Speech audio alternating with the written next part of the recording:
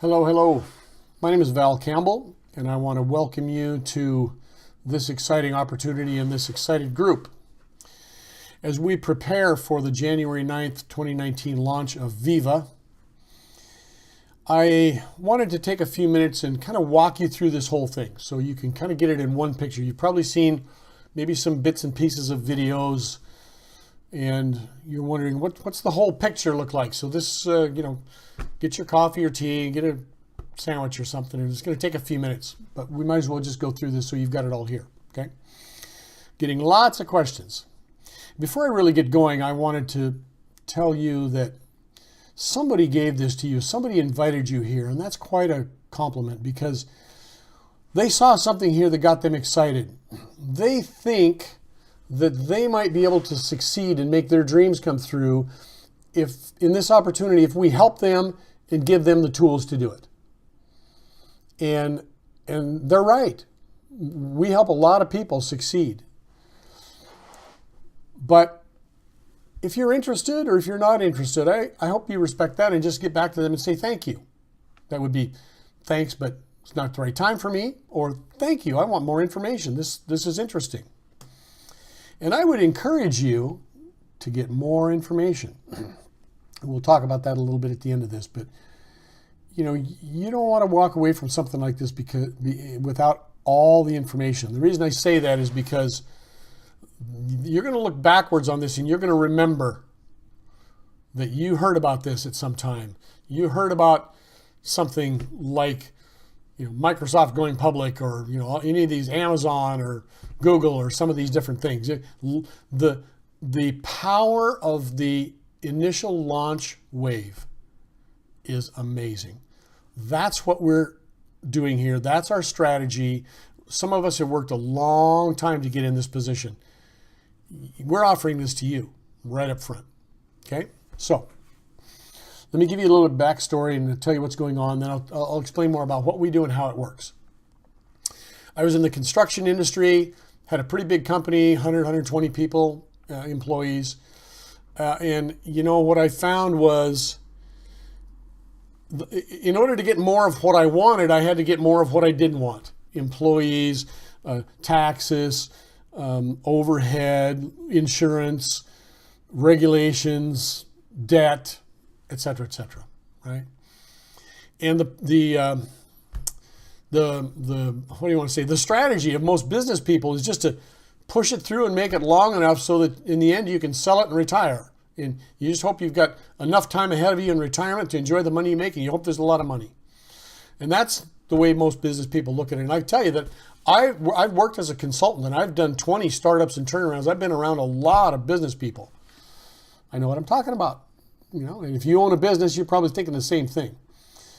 So I've also been on the other side. I've been an employee, and that really didn't turn me on much at all because you're so controlled. Think about it this way. They're not going to pay you enough to get financially free. That would be against their better interest. They just want to give you enough money to keep you there in the market rate, get you to the next payday, and get you coming back to work again. They aren't going to pay you what you produce. That's what they charge the customer. They're going to pay you the market rate for what you're doing, what you're performing. And to me, that wasn't what I wanted, But I wasn't getting it in my own business either. And I know some people do, but most don't. I met a guy. Our kids went to school together, and we started talking, and he started sharing some ideas with me, and I thought, oh, that's really interesting. Some things I hadn't quite heard before. One of those things that he talked about was the different ways of making money. He said, banking's the best way to make money, the most money, but the average person can't get in the banking game. But he said the next best thing is if you could figure out some way to develop royalties or an income stream that's like royalties. The government's got definitions for everything. We don't create royalties, but it operates the same way.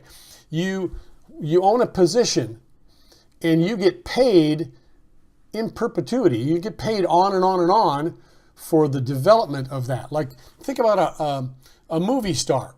You say, well, what business is a movie star in? Well, they're in the movie business. No, they're in the movie industry. They're in the business of creating royalties. They're going to make a movie, and they want a percentage of the proceeds. And they'll work a long time to get themselves up to the point where they're in enough demand they can demand a percentage of the proceeds, because they're going to make that movie one time. And then they're going to get paid every time it's shown on cable, or every time somebody buys a DVD, or whatever. You get the point? 10 years from now, they're still making money off that movie. That's the idea. Because now you've got an income stream that's not tied to your daily work. And if you build that income stream up, there comes a point in time where you can walk away and go to the beach, and it just keeps coming in. Plus, you can sell it. Do you know who owns the rights to the Beatles music? You know, I don't know anymore either, but Michael Jackson bought them at one point in time for millions and millions of dollars. He bought the rights to the Beatles music. It's an asset. You can sell it. That's kind of what we do. We're going to show you how to create a position in a marketplace. We're going to teach you, give you the tools, help you, because we need more people. We are going to participate in a viral launch of a global company. We just need masses of people. Okay? Excuse me. Get a little dry. It's all that hot air, right? I get it. So, let me tell you what happened here. My team was with a company a number of years ago, and we were using social media to drive international markets. And in, I can't remember, 4 or 5 months, something like that, we put in 15,000 people into consumer groups in 50 nations. And that kind of blew the company away a little bit. They really couldn't support what we were doing. We were just getting started. You know, it would have been really fun in 2 years after that, but they just couldn't get everything where it needed to be to support those consumer groups. So we had to take a step back.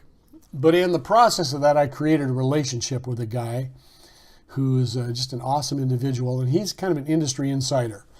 And he pretty much knows everybody who's anybody. And I told him, I said, when you hear of what we're looking for, he and I used to have a lot of late night conversations about what we believed and what the philosophies were. I said, you hear of something, you let me know, okay? Don't forget your buddy. And I get this call one day, and he's kind of whispering into the phone. Some of you have heard me tell this story, but I just think it's funny. And I'm saying, his name's Romeo. I said, Romeo, where are you? He says, I'm in Madagascar. So it's, you know, the other side of the world. It's at night in Madagascar. He's laying there. He's probably on vacation or on a business trip or something. His wife is obviously laying next to him, because I know the guy. He's an awesome family man. And he's excited about something. He's calling me. So am I paying attention? You're right, I'm paying attention, because I told him I wanted that call.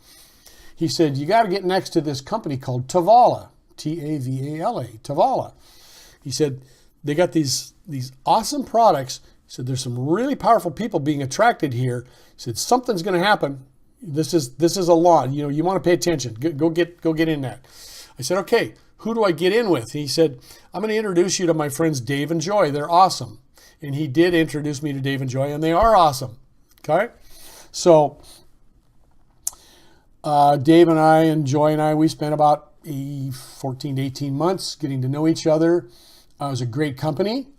Initially, for what I wanted to do, for my viral global team, I felt like the product line initially was a little bit thin, and the compensation plan was very good in some ways, but didn't really fuel what I wanted to do. So I just kind of waited, and I wanted to see the next bunch of products that they came out with, and they did. They offered me a kind of a really cool position in the Philippines as a distributor. And before I could really put that together, and they had come out with a couple of really, really significant products, they announced that the company had been sold. And that's what's creating this event, okay? That's what's creating all of the excitement, because there was a billionaire from China that already owns two huge billion-dollar plus, both of these companies, $1 billion plus in China, that wants a global company. And apparently these companies are not well positioned to do that.